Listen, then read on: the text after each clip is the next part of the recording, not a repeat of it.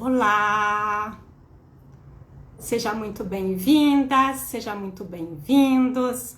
Mais uma live da Mais com Humores. E hoje vamos falar com a doutora Cristina Rodrigues de desafios e adoecimentos no período perinatal, que é o período da gravidez, parto e pós-parto. Um tema bem interessante, bem sensível. Vamos chamar a doutora para entrar já na conversa. Abri uma caixinha de perguntas para saber um pouquinho como foi a saúde mental durante esse período. Eu recebi vários retornos, né?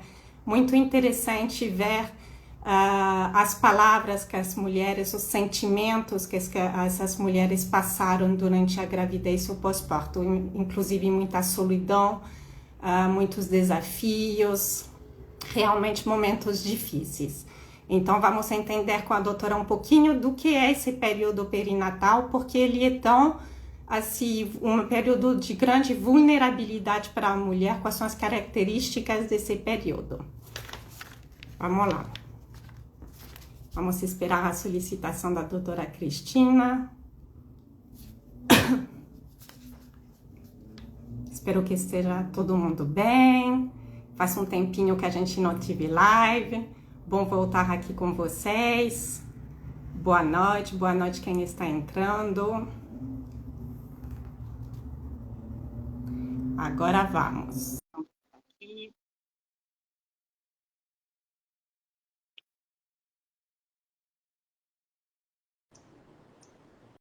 Prontinho, gente. Oi. Cristina, tudo Eu tô bem? bem, e você?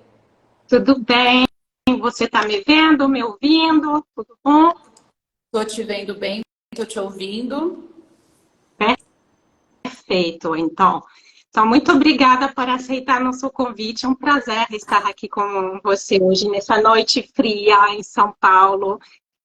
Gente, eu convidei a doutora Cristina Rodrigues, porque ela é especialista, psiquiatra, perinatal. Então, ela vai explicar um pouquinho para a gente o que são os desafios desse período que a gente chama de perinatal, que engloba a gravidez, parto, pós-parto, um pouquinho também do que a gente chama de puerpério. Então, quais são esses famosos desafios? Porque realmente é uma reviravolta na vida de uma mulher, na vida de uma família. E também um pouco a gente vai falar dos adoecimentos. Eu vou me apresentar para quem não me conhece ainda. Eu sou a Cristelle, eu sou a criadora da Mais com Humores, que é um canal de divulgação e curadoria de conteúdos e eventos sobre saúde mental materna. Então, eu tenho esse canal no Instagram, Mais com Humores, onde eu publico conteúdo, onde eu chamo especialistas, e temos também o grupo de apoio para mães e futuras mães com depressão e transtorno bipolar. Então, quem quiser conhecer, pode se inscrever no link na bio, opção para inscrição. E hoje chamamos a doutora Cristina, como falei, ela é psiquiatra perinatal, educadora parental em disciplina positiva, palestrante e mãe da Júlia.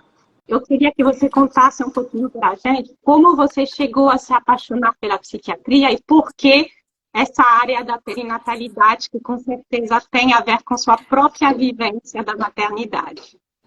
Sim, tem muito a ver, né? Como eu trabalho muito com mães, eu vejo bastante história de mulheres que mudaram, transformaram a carreira depois da maternidade. Isso também aconteceu comigo.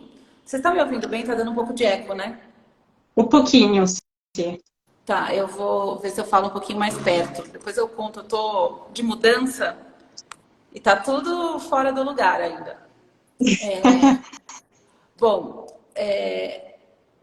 como que primeiro, né, como que eu me apaixonei por essa questão da psiquiatria, né? Dentro da medicina, eu sempre fui uma pessoa mais ligada a coisas de humanas. Eu desde o começo já queria fazer, já gostava da saúde mental, das aulas de psicologia, eu sempre quis fazer psiquiatria. Mas eu até estava comentando com meu namorado essa semana que eu queria fazer psiquiatria forense, que é uma coisa completamente diferente, né?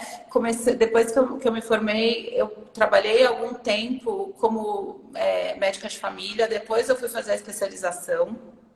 E quando eu comecei a atender como psiquiatra, ainda era no SUS, né? Então, eu já tinha muito contato com mães, com mulheres no pós-parto, fazia grupos, né, de orientação, mas não tinha essa expertise, né? Eu não tinha ainda tanta experiência com essa área, eu atendia geral mesmo.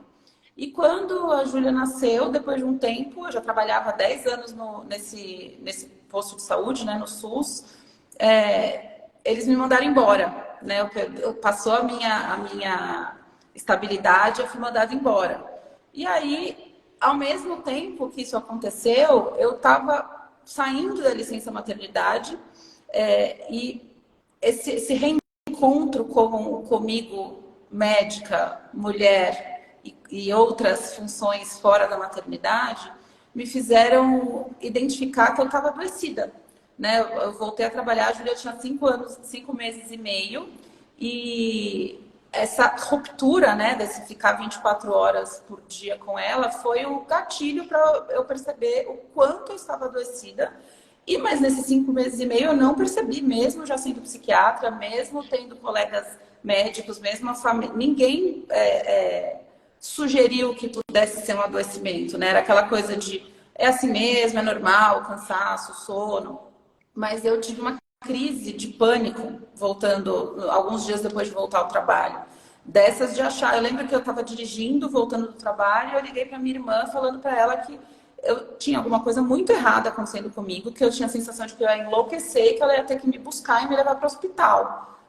E me internar, porque a minha cabeça estava partindo no meio, os meus pensamentos estavam totalmente desorientados, assim.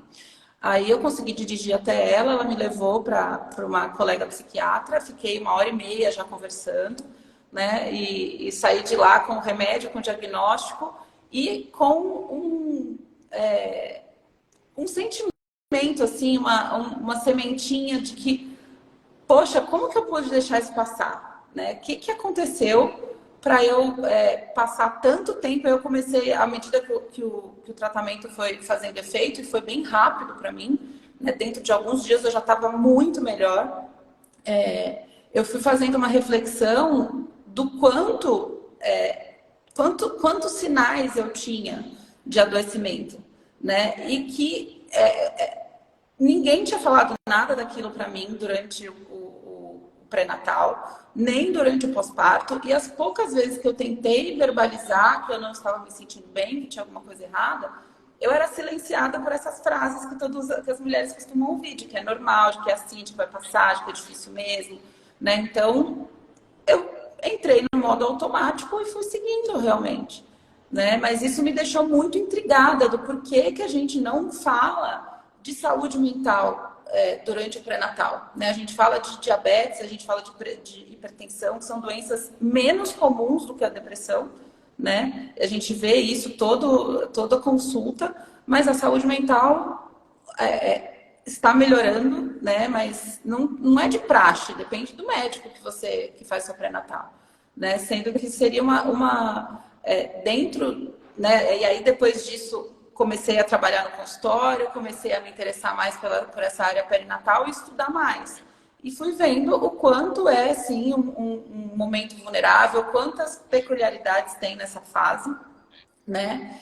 E a necessidade que a gente tem de falar mais sobre isso, de repente fazer uma avaliação de saúde mental durante a gravidez, no pós-parto, né? A gente passa aí no ginecologista depois de 10 dias, depois de 40 dias, que são bem momentos cruciais para a gente conseguir identificar, né, o adoecimento. O pediatra também, que vê a mãe todo mês, né? Então, comecei a criar essa vontade de que os meus colegas também olhem mais para isso, né? Porque eu sempre falo que não vou ser eu que vou diagnosticar a paciente, vão ser as pessoas mais próximas, né? Principalmente esses médicos que acompanham a mãe logo no começo da maternidade. Então, foi uma experiência, foi pela minha experiência, pela sensação de pouca, né? Pela experiência de ter tido pouca orientação, de não ter sido vista, de não ter sido enxergada nem ouvida, né? E mesmo sendo especialista na área, mesmo assim, isso passou, né? Eu passei por meses de sofrimento que poderiam ter sido, né? Claro, a gente não fica sofrendo, né, pelo que já passou. Mas é isso, são coisas que tinham muitos sinais que poderiam ter sido vistos, né? E pela quantidade de mulheres que passa por isso, deveria ser, sim, fazer parte da avaliação de praxe do pós-parto. Né? Então, foi aí que eu comecei a me interessar e trabalhar e entrar em contato com outras mães, fui criando uma comunidade, né? Conhecendo outras mulheres que trabalham na mesma área ou que passaram por experiências parecidas e pregar um pouco mais também essa questão da maternidade sem neura, sem romantização em excesso, né? A gente falar a verdade daquilo que a gente está sentindo para conseguir, primeiro, aliviar um pouco, porque é um perrengue, né? É difícil. Sem adoecimento já é difícil. Mas com o adoecimento, se a gente consegue ter esse canal para conversar, a chance de conseguir ajuda mais rápido é muito maior. Com certeza. E quando eles te rotularam, foi o diagnóstico de depressão pós-parto mesmo? Sim, foi um diagnóstico de depressão, né? Eu e aí as coisas foram vindo de frente para trás, né? A gente foi olhando que durante a gravidez eu já tinha tido muitos sinais de ansiedade, de transtorno de ansiedade. Eu tenho um transtorno de ansiedade de base, que já tinha tido alguns episódios durante a vida, né? Eu já tive fobia de avião, eu já tinha tido outros sintomas de ansiedade pontuais, né? Já fazia terapia, eu fiz terapia a gravidez inteira, né? Mas durante a gravidez a minha ansiedade piorou muito. Mas mesmo assim, eu não sei como as pessoas não viram, né? Meu ex-marido já chegou em casa e me encontrou deitada no chão, né? Deitada no chão mesmo, porque aquilo fazia melhorar a sensação de falta de ar, de que eu ia morrer. Né? Então, eu estava tendo uma crise de ansiedade, mas assim, a barriga já estava enorme, eu estava super inchada, então as coisas foram se perdendo ali. Né? Mas olhando para trás, tá muito claro que eu tinha uma gravidez de muita ansiedade, eu tinha muito medo de tudo, já tinha pensamentos intrusivos, medo de acontecer alguma coisa com a minha filha.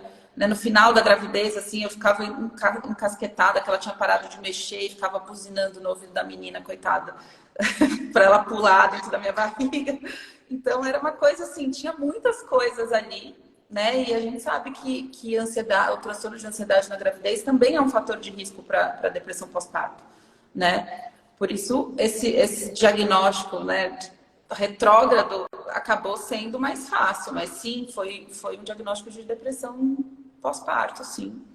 E que bom que isso te deu um propósito de vida novo de ajudar a difundir essa causa. Então, seja bem-vindas quem está nos assistindo agora, quem entrou há pouco. A gente está com a doutora Cristina Rodrigues para falar de saúde mental materna e mais especificamente dos desafios e adoecimentos do período perinatal.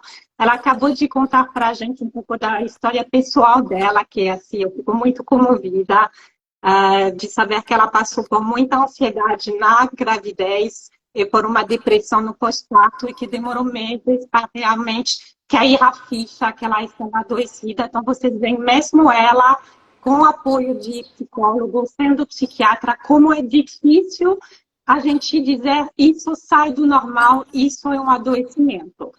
E por que você acha que tem tanta dificuldade na sociedade de falar de saúde mental materna? Por que ainda é um assunto tão tabu?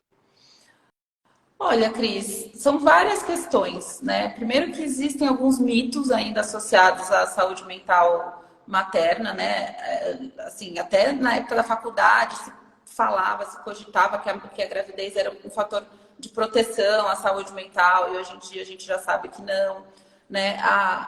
O próprio assunto, né, de psiquiatra, o nome psiquiatra parece que traz um peso muito maior do que deveria ter, né? Porque é isso, a gente está sentindo alguma coisa no coração, a gente procura um cardiologista. A gente tem uma coisa na pele, a gente vai no dermatologista. Agora a gente tem uma alteração no nosso comportamento e alguém sugere, né? Eu tenho muito contato com ginecologistas que me encaminham pacientes quando acham que elas não estão bem, mas é constante o relato de que precisa ser com muita delicadeza, porque as pessoas se ofendem quando fala para ir para o psiquiatra, né? Quando sugere um encaminhamento para um psiquiatra.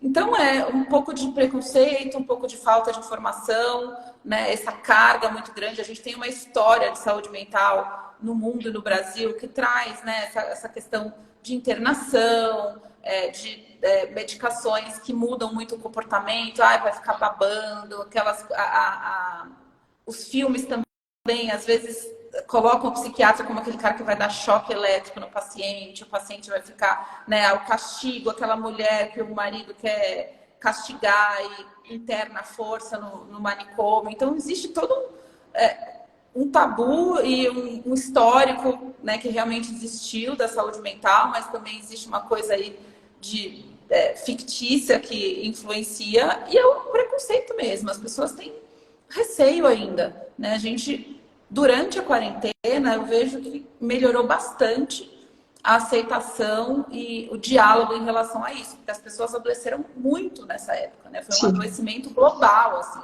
Então, nós fomos obrigados a falar mais disso.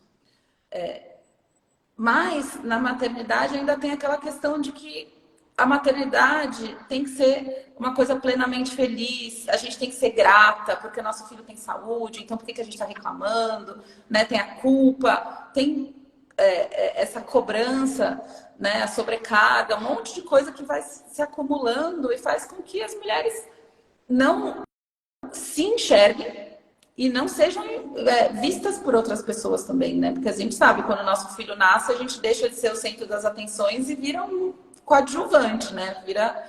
Quando nasce o bebê, as pessoas querem pegar o bebê no colo, tirar foto com o bebê, levar presente com o bebê, e esquecem que aquela mãe, ela também é recém-nascida, né? Ela também não sabe o que ela está fazendo, ela também está aprendendo tudo, né? E passando por um luto, porque o pós-parto é um luto, né? Principalmente a primeira vez, né? O primeiro bebê, a gente tem aquele susto, né? Que vem aquela noção de que a mulher que a gente era antes não existe mais, né? E nunca vai voltar a existir, né? A mulher independente, que não podia fazer o que quisesse, podia sair do trabalho e ir para o happy hour com as amigas, sem dar satisfação, isso acabou, né? E é para sempre, então é um luto também. Com certeza. Temos um comentário aqui que passou na minha timeline, de uma pessoa, uma mulher que falou que ela passou por isso também e que demorou muito até o diagnóstico. Então, a gente vê que, infelizmente, isso é comum. E ela comentou também do preconceito dentro das religiões. Então, se uma pessoa com depressão fosse uma pessoa fraca, com falta de Deus, essas coisas que a gente fica ouvindo uma mãe que não é muito boa, julgada sempre. Então, como você falou, existe uma romantização da maternidade que faz com que a mulher que é gestante, ela tem que estar feliz. Ela está parindo, ela tem que estar feliz. Ela está amamentando, ela tem que estar feliz. E está doendo lá, a criança está no peito dela, o peito está rachado, está doendo, ela não quer acordar 10 vezes à noite e tem que estar feliz. Então, existe essa cobrança muito grande e faz com que ela nunca está na altura do que ela imagina, do que gera muita frustração. Isso é bem complicado. E aí eu queria te perguntar o que faz dentro da saúde mental materna, o que faz com que esse período perinatal seja o período de maior vulnerabilidade para desenvolver alguma doença? O que tem de características, de desafios específicos quando a gente fala de gravidez e depois de parto, pós-parto? Tá. Assim, dentro do ciclo de vida da mulher, os períodos de muita alteração hormonal, eles são mais sensíveis para a questão da saúde mental. Então, na adolescência, durante a gravidez e o pós-parto, na menopausa, isso também acontece, né? A gente percebe que pode acontecer um desequilíbrio, algumas mudanças. Porém, a gente não pode colocar tudo na conta dos hormônios, porque a gente vê também, nesse período pós-parto, um aumento de queixas, né, de depressão e ansiedade nos pais, nos parceiros. né? Então, existe uma coisa ambiental e comportamental e externa também, né? Então, são essas coisas se combinam, além do isolamento social, que a mãe costuma ficar, né, se obrigar a ficar, privação de sono, que são as mudanças no corpo, né? Tem a questão hormonal, mas tem outras questões que não são só exclusivas da mulher, né? Que são desse momento de vida, dessa quebra de rotina, né? Muitas vezes a mulher, quando engravida, às vezes ela muda muito a rotina, porque fica mais pesada, diminui a atividade física, para de fazer restringe muito a questão social. Então, é uma combinação de coisas, como na maioria dos transtornos psiquiátricos são. Mas sim, a mulher, nesses períodos de muita alteração hormonal, ela tem um risco maior de desenvolver transtornos mentais, né? A mulher, ela já tem um risco maior de desenvolver depressão e ansiedade do que o homem, né? E nesse período, mais ainda. Mas não é só isso. São questões que se combinam. Tem questões sociais também, né? A gente vê aí mulheres mais vulneráveis, relacionamentos mais instáveis, às vezes a gravidez não desejada, violência, idade muito, muito nova, ou, né? Tem questões que influenciam bastante. Não é só a parte hormonal, mas isso é um fator de risco. Entendi. Como você explicou, tem vários desafios porque são várias mudanças, né? A que a gente conhece mais é a mudança hormonal. Ah, é assim porque ela está de TPM, é assim porque baixou o hormônio do pós-parto. Então, para a sociedade, para os pares, ainda há uma desculpa do lado físico. O problema é que as pessoas não enxergam todo o resto que você comentou, que são as mudanças emocionais, as mudanças sociais. Então, a mulher, ela passa por toda uma nova identidade, porque é um luto, realmente. Não sei se você sentiu dessa maneira. Eu senti, depois da minha gravidez, depois de me tornar mãe, foi um luto da mulher que eu era. Sim. Só que eu demorei a entender que isso era um luto. Então, demora a se construir uma nova identidade, a esquecer, mas não esquecer completamente quem a gente foi, e se tornar quem a gente vai sendo agora como é mãe. Só que muitas vezes o papel de mulher fica muito para trás, porque se prioriza o papel de mãe, quando sobrar um pouquinho de tempo, você lembra do papel de esposa, e aí se realmente 0,001% que sobra, aí você cuida de você como mulher. Então, é extremamente complicado. A gente sobrevive durante esse período a coisas inimagináveis, né? Eu vejo, por exemplo, hoje a Júlia está com 7 anos. Ela faz tempo que ela não adoece, mas no ano passado ela ficou doente, teve febre, vomitou. Eu acordei 2 vezes à noite para ver a temperatura, dar remédio. No dia seguinte eu estava imprestável. Eu não conseguia raciocinar, juntar o lé com cré. Aí eu fico pensando, como que a gente sobrevive há meses assim? E funciona, né? A gente no dia seguinte acorda, vai cuidar da casa, vai fazer as coisas da criança, vai botar para dormir. Às vezes volta ao trabalho e o bebê ainda acorda várias vezes à noite, né? Por isso que eu acho muito importante a gente ter em mente que mesmo sem o adoecimento, o puerpério é muito sensível. É um momento de mudança, é um momento de vulnerabilidade. É fisiológico esse processo de melancolia e luto, né? Quando a gente fala, até a gente ia chegar nesse ponto, mas eu vou adiantar um pouquinho, quando a gente fala de baby blues e depressão, né? O baby blues, que é essa melancolia no pós-parto, ela acontece com a grande maioria das mulheres, 80%, 85% das mulheres têm essa sensação de melancolia, de mais sensibilidade emocional, de chorar por qualquer coisa, de ter a sensação de que alguma coisa tá errada, esse luto realmente. Porque isso é um processo necessário para a gente entender a mudança pela qual a gente vai passar. A gente precisa se voltar para dentro, né? A gente precisa se voltar para aquele filhote que depende da gente para sobreviver. Né? Então a gente tem que se afastar, ter um afastamento mental do mundo, né, externo e conseguir ter essa conexão. Muitas vezes não é imediato, mas sim, é um processo que a grande maioria das mulheres experimenta. Mas não é porque isso não é uma doença, né? O baby blues é algo fisiológico, é algo que dura poucos dias e, na grande maioria das vezes, vai embora sozinho. Né? A gente fala que ele é autolimitado, que ele é benigno, que não vira depressão pós-parto, que é natural, a maior parte das mulheres sente. Mas isso não significa que ela não precisa de ajuda, que ela não precisa de acolhimento, porque é um sofrimento, é uma tristeza, é um monte de dúvida, de culpa, de arrependimento, né? Então, e é uma carga emocional que a gente não esperava, porque a gente só estava esperando sentir felicidade plena e se apaixonar por aquele bebê, né? Então, isso cria uma solidão. Muitas vezes, se a gente não tem abertura, a gente guarda isso e vai criando um sofrimento. E mesmo que seja algo que vai passar logo, a gente não precisa passar por isso sozinho, né? Então, assim, a gente precisa ter em mente que mesmo sem existir uma doença, algo que não seja fisiológico, esse período é difícil e a mulher precisa de ajuda, tanto quanto o bebê. Ela precisa de rede de apoio, ela precisa de colo, ela precisa de descanso, ela precisa ter um tempo para si, mesmo que seja, né, deixar o bebê com alguém, ir tomar um banho, dar uma volta no quarteirão, ir na farmácia, alguma coisa assim. Né? Isso é necessário e é importante, não é frescura. O adoecimento é mais importante ainda.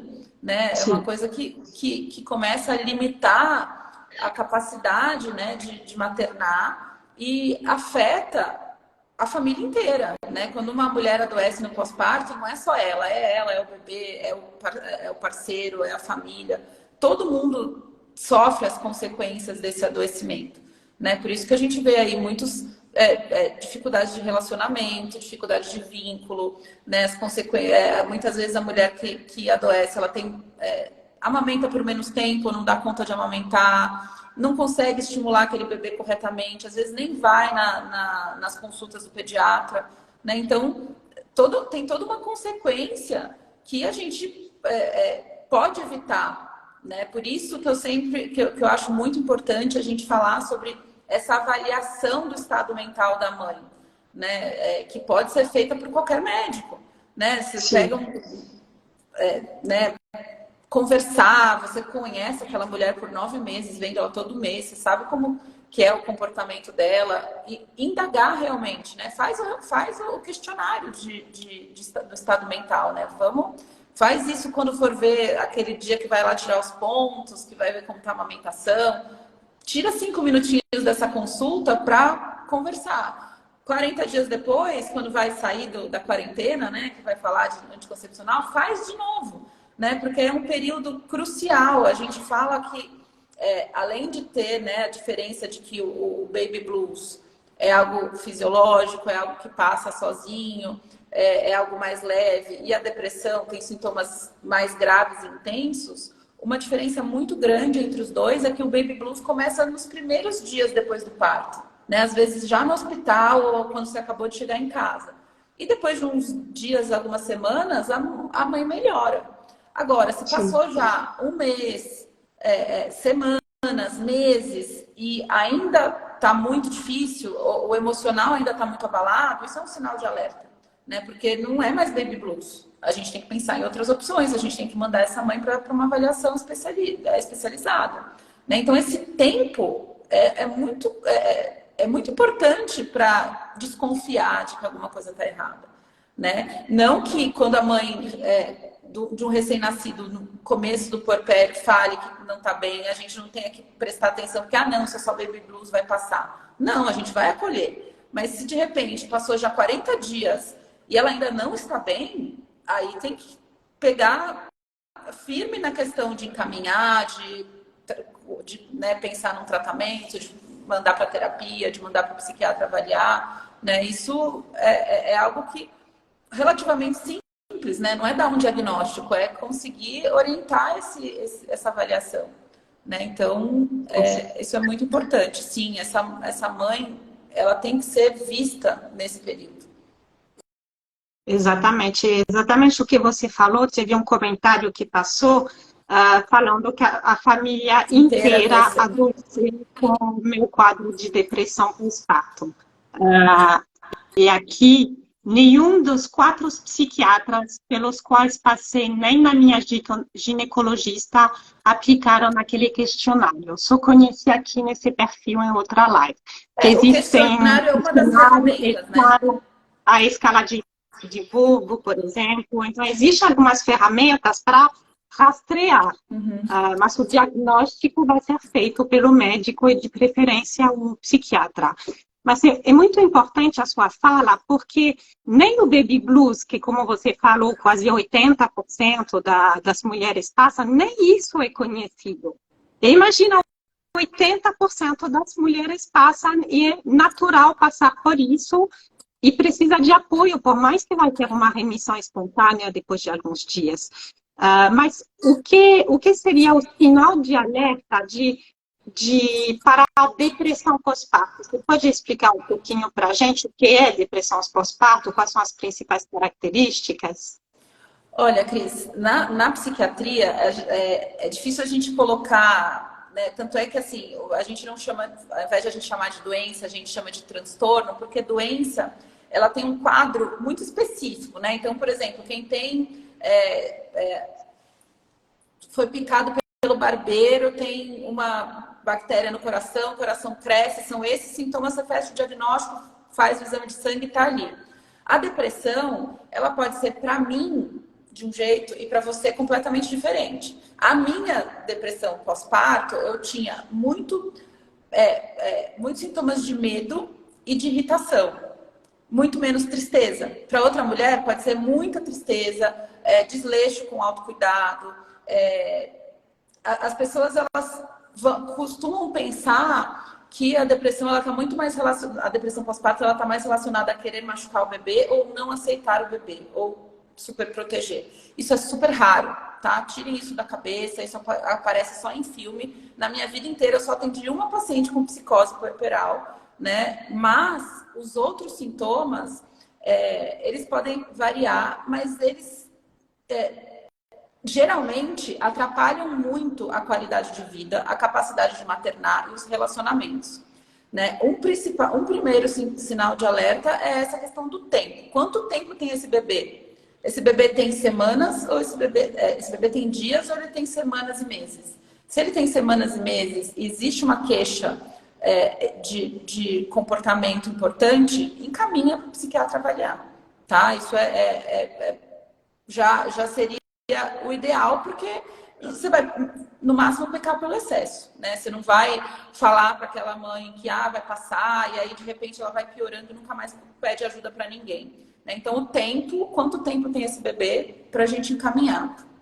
Mas mesmo no comecinho, tem alguns dias, mas tem sintomas muito intensos, né? Então, assim, uma tristeza muito grande que não passa, uma exaustão que não é cansaço, é esgotamento, é falta de energia vital, assim, dor no corpo a ponto de parecer que você está com fibromialgia ou com... Eu sempre conto uma história que uma vez eu fui parar no hospital achando que eu estava com dengue, de tanta dor que eu sentia. E eu fui virada do avesso, fiz milhões de exames, mas ninguém me perguntou o que eu estava sentindo, né? Como que estava a minha vida. Também era um sinal já, né? Mas era uma dor insuportável, eu já não conseguia levantar os braços. Insônia, a gente fala de insônia, as pessoas falam, mas você não dorme nesse período. Mas uma coisa é você ter privação de sono, que é você querer dormir e não poder. Outra coisa é você poder dormir e não conseguir. Então, quando você pode dormir, você fica com a cabeça pensando milhões de coisas, com medo que o bebê vá sufocar, assistindo a babá eletrônica a noite inteira, com pensamentos intrusivos. Isso, né, o certo é você bater na cama e dormir, porque você tá, qualquer hora que você puder descansar, você vai descansar. Então, assim, alteração de sono, alteração de comportamento muito, muito importante. Então, irritação excessiva, tristeza que não passa, ansiedade, crise de ansiedade, às vezes sintomas físicos, né? As relações começam a ficar abaladas, então muitas vezes não há, de jeito nenhum, eu acho que a amamentação é uma coisa fácil e é instintiva, como também as pessoas falam. Mas às vezes você pega aquela mãe que sempre acha que o bebê vai engasgar, que não está mamando, que não está crescendo, que não está ganhando peso, que pense um monte de doença, um monte de coisa tá errada, né? E não dá conta mesmo de a amamentação começa a ficar muito difícil. Então, todas as coisas que deveriam ser mais fáceis e mais simples começam a ficar muito complexas, começam a ficar muito difíceis. Tem brigas entre, né, o casal. De repente, a mãe não consegue interagir, não consegue vincular, né? São muitas questões que a gente pensa. Parte cognitiva, não tem concentração, memória, atenção para nada. É difícil a gente falar uma coisa, né? Se eu fosse falar de uma coisa, seria o tempo. Quanto tempo tem esse bebê, né? E o nível de sofrimento que essa mãe está, né? Eu sempre falo que instinto materno não existe, né? O que existe é um instinto animal da gente fazer aquela cria sobreviver. Mas o que as pessoas chamam de instinto materno, que é saber o que é bom para o meu bebê, isso não existe, isso é um aprendizado, né? Mas nesse período é importante a gente ouvir o nosso instinto de que tem alguma coisa errada. Se a gente tem uma vozinha lá dentro falando que tem alguma coisa errada, não era para ser assim, tem alguma coisa errada, não era para ser assim, escute essa voz, né? Porque esse instinto sim é importante para a gente, né? Instinto materno de vai botar no peito, vai sair mamando, vai ninar porque sente o cheiro, sente a voz, isso aí eu acho que é mais uma maneira da gente, né, se culpar e se penalizar nessa fase. Né? Sim, existe um instinto da gente querer proteger o nosso filhote, né? Isso é instinto mesmo. Mas essa questão de, nossa, eu sei o que estou fazendo, eu nasci para ser, nasce um bebê, nasce uma mãe. Não, mas nessa fase, escutar, sim, essa vozinha que fala que tem alguma coisa errada. Não custa nada você ir num especialista de saúde mental e conversar e, de repente, ouvir de alguém que entenda daquilo, né, ferramentas para você lidar com aquilo de uma maneira melhor, ou sim, realmente é preocupante, a gente precisa começar um tratamento. É melhor do que ficar sofrendo e não ter uma resposta, né? Com certeza, é bem importante. A gente tive uma pergunta aqui que faz parte até do nosso roteiro. Uma mulher que perguntou qual é a diferença da depressão pós-parto e da psicose, porque ela ficou até na dúvida do que ela mesma passou. Então, psicose é bem raro, mas é bem grave. Então, você pode explicar para a gente o que é? Sim, a psicose é um sintoma, né, de alteração de pensamento, aonde esse paciente começa a ter alucinações, sensação de persecutória, é uma mudança da percepção do que está em volta. Você percebe as coisas de uma maneira ilusória, irreal, né? Então, assim, tem alguém me perseguindo, tem alguém que quer fazer mal pro meu bebê, ouve vozes, ou imaginar coisas, ter delírios, né? É uma coisa muito mais grave. É uma desconexão da realidade, realmente, né? Não é algo que tenha uma explicação racional naquele processo, né? Completamente fora da realidade. O pensamento, você começa a ter uma interpretação das coisas que não são reais, né? Então, podem ser delírios, podem ser alucinações, mas é uma mudança muito clara, é muito mais fácil de perceber, né? Porque aí, sim, claramente as pessoas percebem que você não está bem, que aquilo não está normal, e aí já encaminharia, né? Mas é raro, não é algo comum de se ver nesse período. É um transtorno mais grave, é uma emergência, a gente precisa correr atrás do tratamento, mas é uma quebra muito importante e significativa e fica bem clara essa mudança de comportamento. E a pessoa pergunta se pode voltar em outra fase. A gente chama de psicose puerperal quando a psicose acontece nesse período. Agora, a psicose, ela é um transtorno que pode se voltar em outro momento da vida, mas sem estar ligado necessariamente a esse período perinatal, certo? Na verdade, a psicose é um sintoma que pode aparecer em várias doenças mentais, inclusive na depressão, né? Existe depressão grave fora do período perinatal que apresenta psicose, né? Então, a psicose é um sintoma grave de doença mental, né? Pode aparecer em diversos diagnósticos. Perfeito, obrigada por esclarecer. E você falou que você mesmo passou por ansiedade. Dentro das outras doenças assim, mais comuns nesse período perinatal, tem essa questão da ansiedade também? Quais são os tipos de manifestações dessa ansiedade? Assim, a ansiedade também aparece bastante nesse período, até porque se a gente fosse conseguir enxergar quimicamente dentro do nosso cérebro a ansiedade e a depressão, elas seriam praticamente iguais, né? A alteração química que provoca, né, que traz nossos sintomas de depressão e sintomas de ansiedade, ela é a mesma, apesar dos sintomas poderem ser muito diferentes e serem diagnósticos separados. Mas é bem comum as coisas coexistirem, né? Uma pessoa que deprime, eventualmente evolui com sintomas de ansiedade e o contrário, né? Uma pessoa que está muito ansiosa, acabar aparecendo sintomas de depressão. No meu caso, por exemplo, para mim foi mais fácil. Na verdade, eu identifiquei que eu não estava bem quando eu tive uma crise de ansiedade.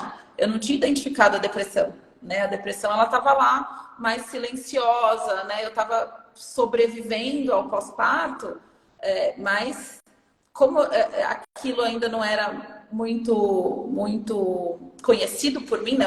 Era conhecido teoricamente, mas não vivenciado, né? Então, e do mesmo jeito que a maternidade também não era, então aquilo foi indo como se tivesse, né, dentro do normal, não dormir, se preocupar demais, achar que ia acontecer tragédia o tempo todo, ficar, né, com pensamentos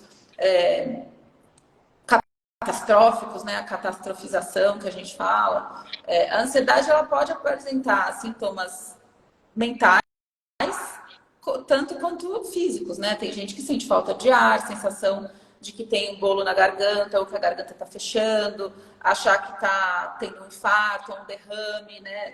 Formigamento. Então, existem esses sintomas físicos e os sintomas mentais de aceleração, de ficar pensando em catástrofe, os pensamentos intrusivos, que são aquelas ideias assustadoras que invadem a nossa mente sem a gente querer, né? Que geralmente o tema é bem o contrário daquilo que a gente acredita ou quer, né? Parece que tem alguém que está implantando assim, ideias ruins na nossa cabeça, dificuldade de desacelerar o pensamento, preocupação excessiva.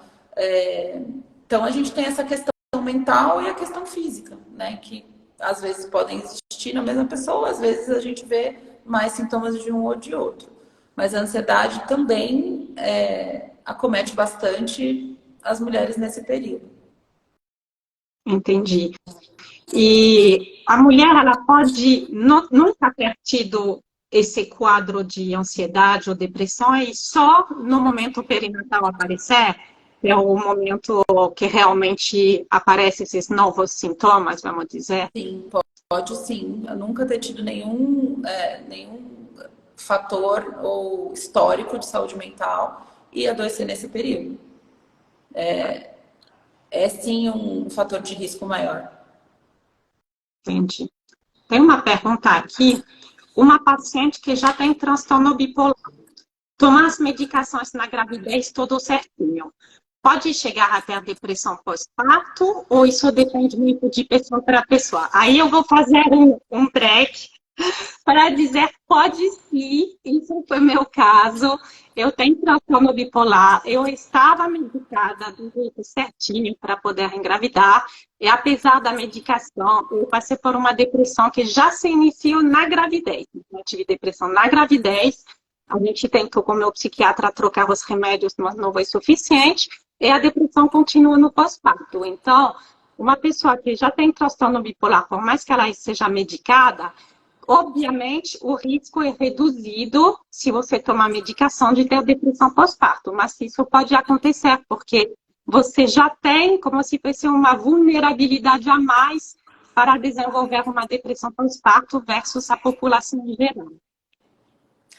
Seria isso? Seria isso, né? E a gente tem que também pensar numa questão que angustia muito os pacientes de saúde mental, mas é que o transtorno mental, ele pode ser crônico, né? Ele pode ser algo crônico, que é crônico é quando não tem cura, mas tem tratamento. E neste processo né, de tratamento, de acompanhamento, o tratamento ele não é linear, né? Você não começa a melhorar e começa a fazer assim para sempre.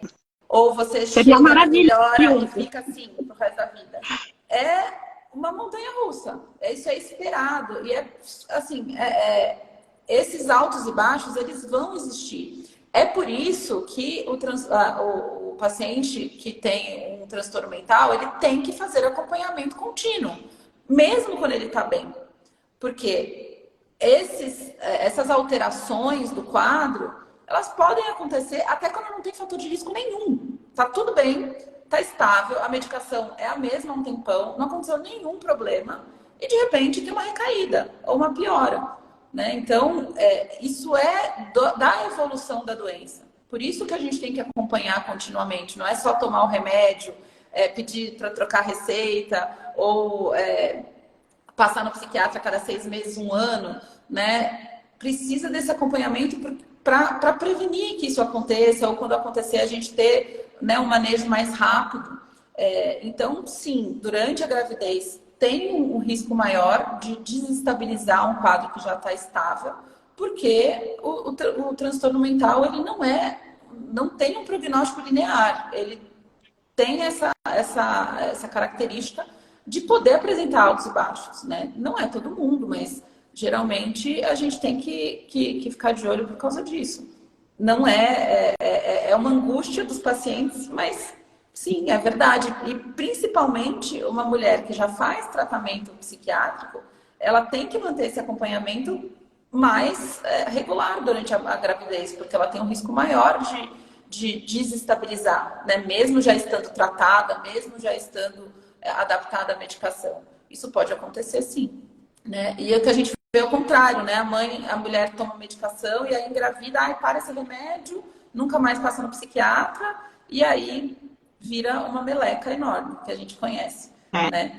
Então... Eu recebo muito essa pergunta: posso tomar remédio durante a gravidez? Ou grupos de bipolares.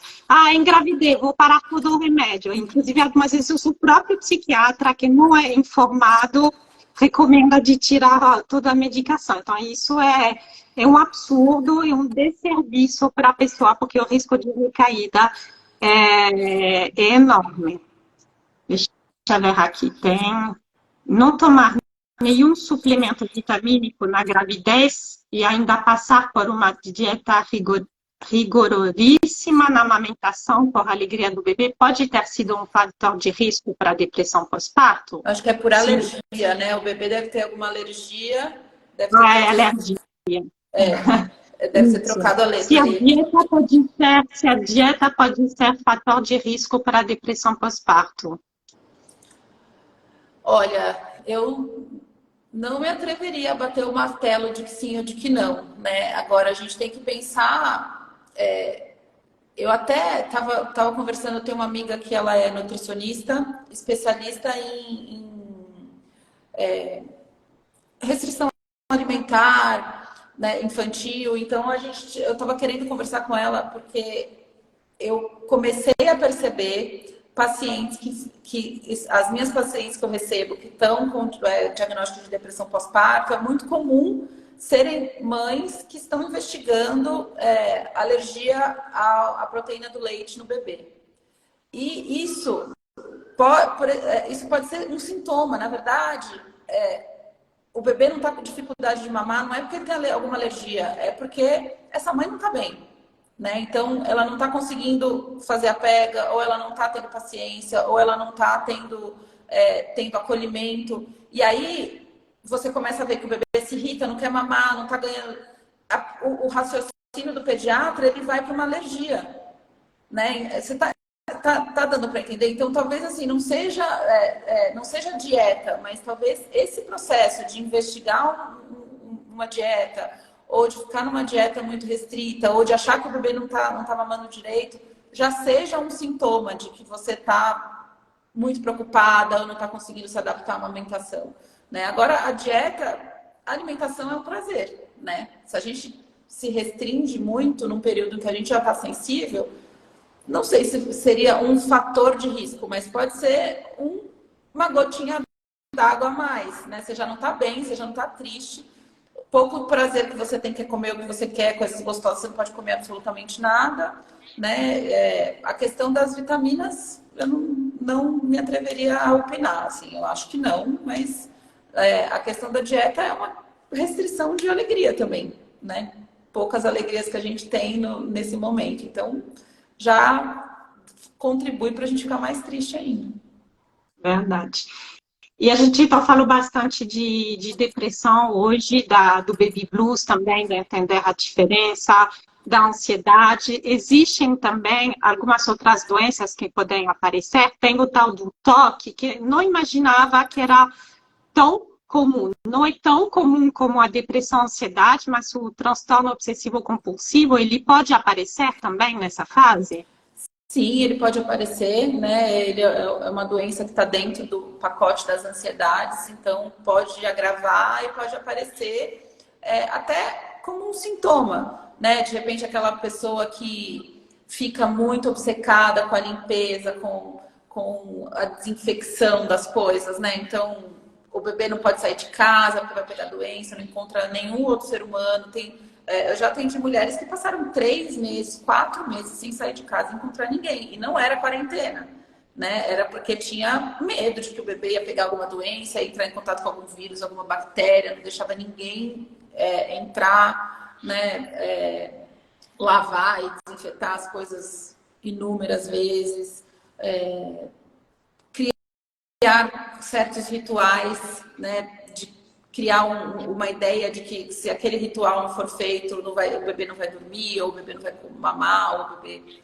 Né? Então, isso pode aparecer como um sintoma também, esses sintomas de toque, né? E outros transtornos mentais também, né? O transtorno bipolar, a esquizofrenia, a gente tem que entender que as mulheres em idade fértil, elas têm um processo natural aí a seguir, né? Mesmo elas tendo um diagnóstico ou tendo fazendo esse tratamento, né? A gente não pode simplesmente impor que porque uma mulher tem tal diagnóstico ou toma tal medicação, ela não vai poder ser mãe se é um desejo dela, né? A gente tem que dar a mão e do lado e tentar minimizar os riscos quando a gente não tem, né, um tratamento seguro realmente, a gente vai tentando minimizar, vai pesando o risco-benefício e vai decidindo as coisas junto, né? Essas decisões, elas têm que ser feitas em conjunto. Eu não posso simplesmente virar para uma paciente, né, que tem transtorno bipolar e toma lítio, ou que toma, ou uma paciente que tem uma esquizofrenia e toma um antipsicótico, e falar assim, olha, você não pode engravidar. Quem sou eu para falar isso, né? Se é um desejo dela, faz parte do meu trabalho ajudá-la a realizar, né? Da melhor maneira que eu puder, o que a ciência até hoje diz pra gente, né? Eu acho que é muito cruel você achar, né? A doença mental já tira tanta coisa da gente, né? A gente limitar o destino da mulher por causa de um diagnóstico, de um rótulo, não é muito cruel. Né? Então a gente tem que... É fantástico sua fala. Eu preciso gravar esse trecho e mandar para centenas de mulheres que me falam, olha, meu médico, meu psiquiatra falou, não, você é bipolar, você não pode engravidar. Como você falou, você não pode restringir a vida da mulher. Você está aqui para acompanhar ela em todos os seus sonhos. Então, é muito triste ouvir de um profissional de saúde que você não pode ser o que você sonhou toda a vida, que é ser mãe. Existem remédios, existem vários acompanhamentos psicoterapêuticos, etc., para te ajudar nessa tarefa. Ninguém fala que é fácil. A gente acabou de ver na live de hoje que é difícil para todo mundo. A gente Quem tem um diagnóstico... que colocar todas as cartas na mesa, né? E decidir em conjunto, né? Agora, quem sou eu para decidir por ela, né? Quando eu comecei a trabalhar com a saúde mental materna, é uma coisa que eu repito muito para as minhas pacientes, porque elas têm medo de procurar o psiquiatra, porque o psiquiatra manda ela parar de amamentar porque tem que tomar remédio, né? Existe ainda essa ideia. E eu sempre falo que a minha função no tratamento não é tirar nada dela, é devolver as coisas que a doença tirou, né? Então, jamais eu vou falar que tem que parar de amamentar, tem que parar de dormir não sei como, tem que parar de... tem que respeitar aquela família, aquelas escolhas. E é claro que eu tenho uma limitação, né? Eu tenho a minha ética. Se for alguma coisa que vá contra, que coloque em risco, eu não vou poder concordar. Mas agora, simplesmente achar que porque uma mulher tem um diagnóstico e faz um tratamento, ela não pode engravidar, é muito injusto. Não tem por que eu estudar e falar isso para alguém. Né? A gente tem que tentar achar uma solução. Pode não ser a solução ideal, pode não ser fácil e pode não ser 100% segura, mas ela existe, né? Então...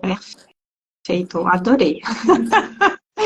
Eu vou tentar deixar essa live gravada, gente, porque muita gente precisa ouvir essa fala da doutora Cristina, maravilhosa, que acompanha essas mães nesse período tão difícil da perinatalidade. Gente, a gente está se encaminhando para o final. Se alguém tiver alguma dúvida, coloquem aqui nos comentários. Foi muito gostoso essa conversa.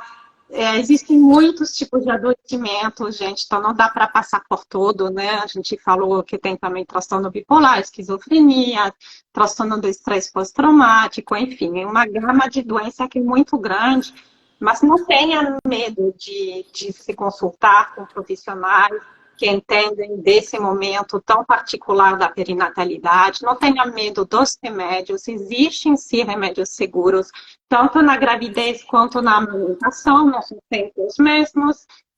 Depende também muito da avaliação do risco-benefício do seu psiquiatra com você. Mas não dá para dizer não tomar nada na gravidez, não tomar nada na amamentação e deixar a mãe passar mal e ter consequências para ela, para a relação com seu bebê. Yoga e meditação são muito recomendados? Yoga precisa falar com o ginecologista se for na gravidez, né? Mas a meditação, sim.